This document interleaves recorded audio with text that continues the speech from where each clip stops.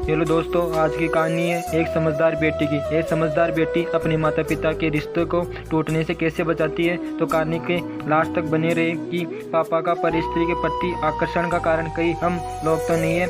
पापा तो हमसे बहुत ही प्यार करते हैं, हमारी छोटी छोटी बातों को कितना ध्यान रखते हैं। समाज में पापा का मान सम्मान है, फिर पापा ऐसा क्यों कर रहे हैं। अन्या, क्या हुआ? रोमा ने अन्या को अचानक चिंतित देखकर पूछा। कुछ नहीं रोमा, धीरे से अन्या ने जवाब दिया। अनन्या और उसकी सहेली रोमा के जन्मदिन की पार्टी में होटल में आई थी।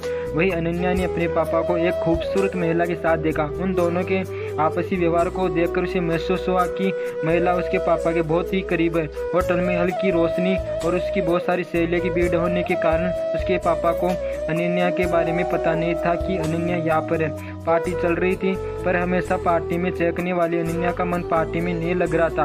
उसे अपने पापा पर बहुत गुस्सा आ रहा था और मम्मी पर दया आ रही थी।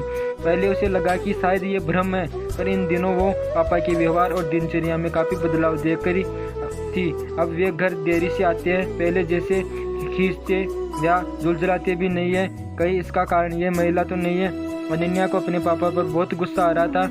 उसे मन ही मन में ठान लिया कि अब वो पापा से बात नहीं करेगी, लेकिन साथ ही उसे इस बात का भी डर लग रहा था कि मम्मी को पता चलेगा तो मम्मी की हालत कैसी हो जाएगी।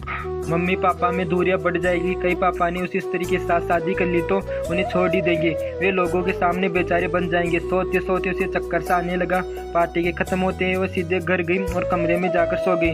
मम्मी ने 2-3 बार पूछा कि क्या हुआ बेटा, पर वह मम्मी को यह सब कैसे बताती। शाम को पापा के आने की आवाज़ आई कि रीमा चाय बना दो, मैं थक गया हूँ, आज ऑफिस में बहुत काम था। पापा का सफेद सूट सुनकर उसे इतना गुस्सा आया कि वह सीधे बैठक में जाकर मम्मी को असलियत बता दे। पर कहीं कुछ उल्टा हो गया तो मम्मी पापा के बीच जोरदार झगड़ा हो गया तो बात बिगड़ जाएगी। पूरी रात वह सो नहीं पाई। दूसरे दिन पापा के ऑफिस जाने के बाद ही वह कमरे से बाहर आई।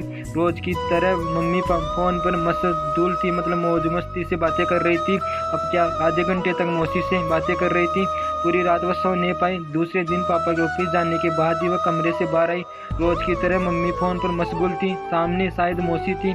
आधे घंटे के बाद फ़ोन रखकर पूछा कि क्या बात है। उन्होंने सिर दर्द का बहाना बना लिया। मन में तो चल रही विचारों की आंधी से राहत पाने के लिए उसने टीवी ऑन कर दिया।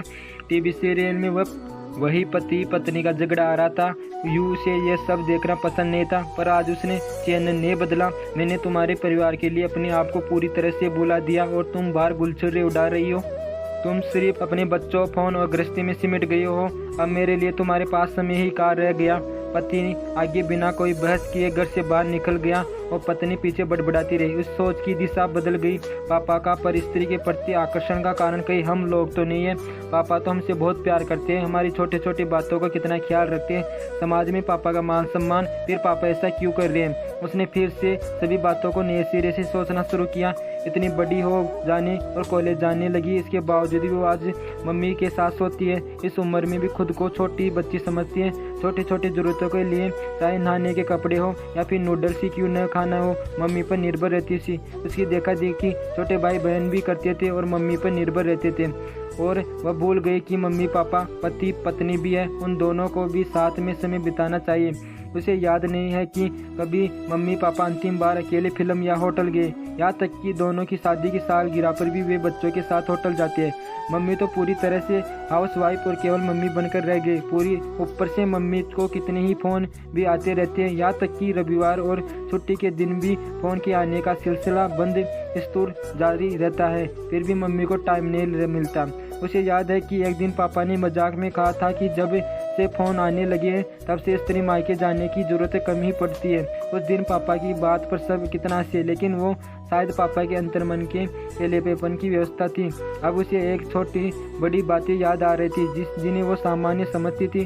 अब उसे पापा का इस तरह बदल जाना समझ में आ रहा था। भले ही उसे पापा रास्ता भटक गए हो, पर वो समझदार बेटी की तरह पापा को एहसास कराएगी कि घर ही उनकी मंजिल है। अनन्या ने दृढ़ता के साथ सोचा, तभी कहीं जाकर उसका मन शांत हुआ। मम्मी आज ब्यूटी पार्लर चलते हैं, उसे ने मम्मी के गले में बाहें डालते हुए कहा। पर तेरी सहेली की पार्टी तो खत्म हो गई, कल ही खत्म हो गई। मम्मी ने लाड से समझाते हुए कहा कि अरे मेरे लिए नहीं, आपके लिए चलते हैं। आप कितने दिनों तक ब्यूटी पार्लर नहीं गई हो। आप आईब्रो तो पापा की मुझसे से भी चौड़ी हो गई। उसे आईब्रो में हाथ में नाटिलता रखते हुए कहा। अरे हाँ, आज नाश्ते में क्या खाओगी? मम्मी रसोई में जाते हुए बोली। मम्मी मैं बड़ी हो गई हूँ, आज नाश्ता मैं बनाऊंगी, आप मुझे बस सिखा दीजिए।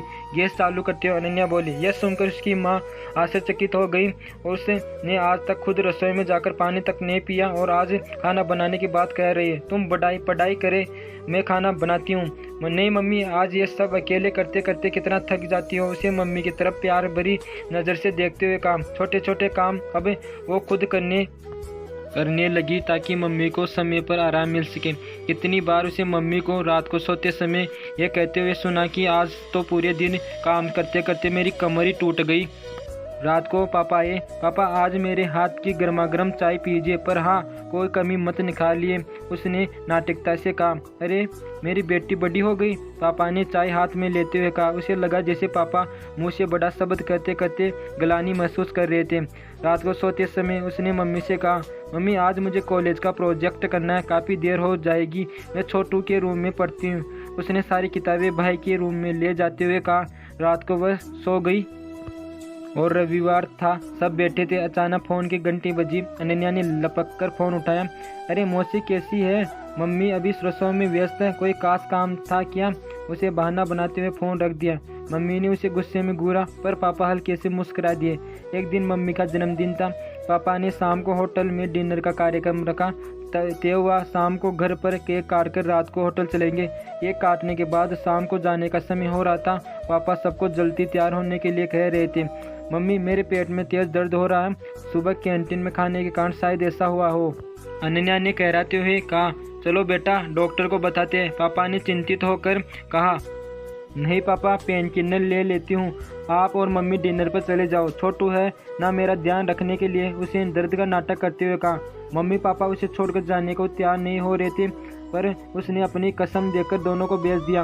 वे अनबने से गए। होटल पहुंचकर फ़ोन किया। बेटा तबीयत कैसी है? जो हमें अन्य छोटू जोर जोर से हंसने लगी। वे समझ गए कि बच्चों ने उन्हें अकेले भेजने के लिए यह नाटक किया। धीरे धीरे दोनों आपस में खुल गए। दोनों वर्षों बाद अकेले होटल गए। शादी के समय की पुरानी यादें ताज़ा हो गई थी। कुछ दिन बाद सुबह बाथरूम में पापा फ़ोन पर हूँ कह रहे थे। सामने जैसे कोई महिला गुस्से में बोल रही थी। पापा ने सॉरी कहते हुए जल्दी से फ़ोन रख दिया। जब पापा बाथरूम से बाहर आए तो अनन्या ने भावुक स्वर में कहा, थैंक यू पापा। पापा ने अनन्या को प्यार से गले लगाते हुए कहा, मेरी समझदार बेटी। इसलिए जब इस लड़की को महसूस हुआ कि मेरी वजह से मम्मी पापा का रिश्ता टूट रहा है, क्योंकि मम्मी मेरी वजह से पापा को टाइम ही नहीं दे पाती है, तो इस लड़की ने अपना काम स्वयं करने लग गई। फिर इसके बाद इनके मम्मी पापा को टाइम मिलना स्टार्ट हो गया और एक दूसरे से वो खुश रहने लगी और ये लड़की अपना काम स्वयं करने लगी। ये देखकर इसका पापा इसको बोलता है कि तू समझदार हो गई, मेरी समझदार बेटी।